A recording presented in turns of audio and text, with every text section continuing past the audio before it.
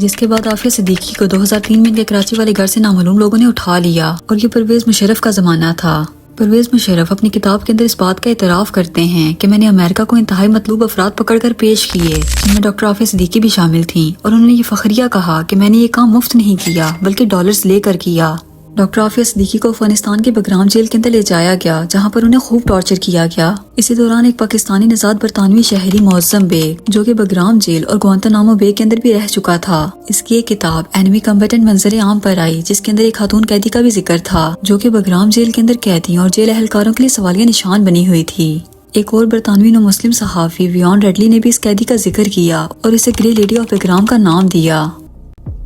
کوئی خاتون کو لایا گیا، وہ خاتون کو کے اوپر ٹارچر کیا جاتا تھا،